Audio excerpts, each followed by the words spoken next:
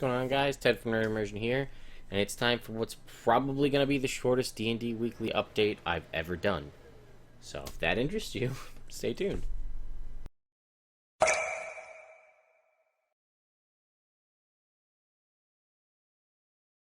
So, there is no news this week.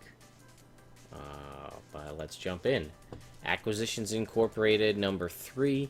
Again, as I've stated before, this doesn't come out on the Wizards of the Coast website. This is on Penny Arcade's YouTube. There's cross links and things like that, but Penny Arcade TV on YouTube. 3 episodes of Acquisition Incorporated, the series, has been out. They run about a half an hour long. We still haven't gotten to the first encounter yet. We are going to go into this dwarven vault system here, and there's a lot of preparation involved. But it's nice to see players getting that interested in taking things seriously and prepping before you go into a fight. But these guys have been playing with Chris Perkins as a DM for years, so they kind of know what they're getting themselves into. So that comes out every Wednesday. And then lastly, the only other really worthy news that's out there is the D&D podcast this week. Not gonna lie, I almost never listen to the D&D podcast. I listen to the one prior to Meltdown Comics to learn a little bit more about Storm King's Thunder. I'm gonna listen to this one. We speak to a very special dungeon master, Robert Warbo, about his D&D campaign. You ready for this? That's been running 2 sessions per week for 34 years. Jason Hashimoto provides a player's perspective to Warbo's campaign. 34-year-long campaign playing twice a week. It's hard enough to get players to sit down and play once a week, but you got players coming twice a week for 34 years? What level are they? I mean, it can't be a 5th edition game. You couldn't have adapted. You'd have to have... I mean, if it's been 34 years, that's gotta be AD&D, I guess, at the most. Maybe white box, like we're going way back, 1st edition stuff. Maybe 2nd, depending on the time frame. I mean, 2016. So it could be, but 34 years. I'm curious.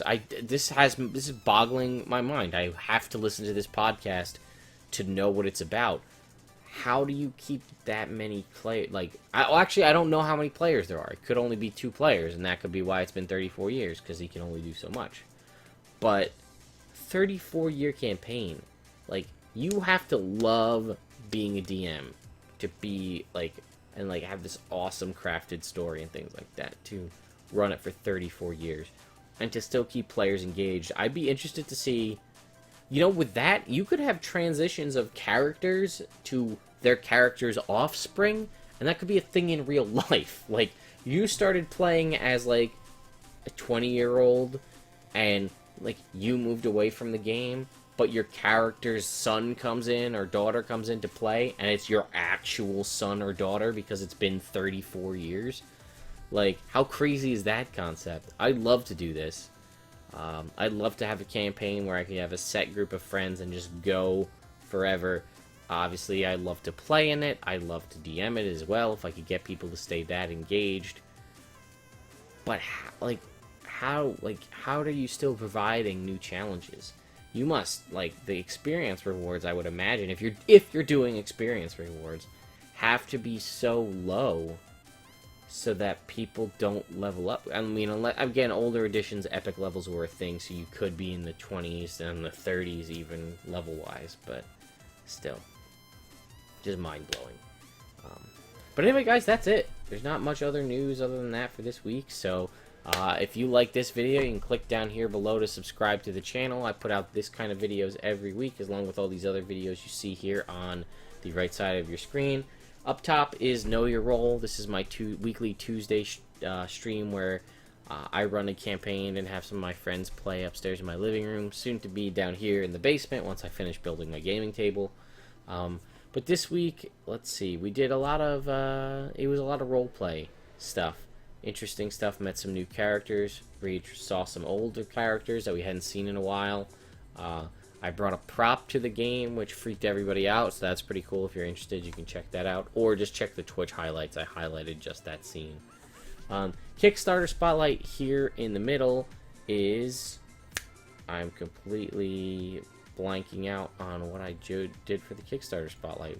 Wow. I guess it's been a rough week. Solid metal dice, that's what it was. Oh my god. These are brass, aluminum, and copper D6s. They're not that much money to get yourself one. It's, I think, $60 to get a set of 4. And these things look beautiful. They weigh, obviously amounts. They added stainless steel to the mix. If they keep getting support, they're going to add bronze dice as well. They're really cool. If you want a cool set of D6s for your D&D game or your card game or your board game, this is a solid way to go. And down to the DM's Guild Spotlight, down at the bottom, is a 5th level campaign from the folks over at Broken Knives. It's called The Maze Beneath the Maze. It's a little corn pun for you. But it's really fun. It uses oozes as the main... it's set in the Forgotten Realms. Oozes are the main villain, along with Red Wizards. It's part of a greater kind of storyline that the folks at Broken Knives are building. 2 other modules, at the very least, to come in the future. Has a lot of cool background information, mix of skills and combat, and some really cool custom magic items, as well as cool custom monsters. So it's definitely worth checking out. If you're going to be at Too Many Games on Saturday or Sunday down in the Philadelphia area, I will see you there. Maybe we can play some games together. But if not, guys, I hope you have a great weekend, and I'll see you next time.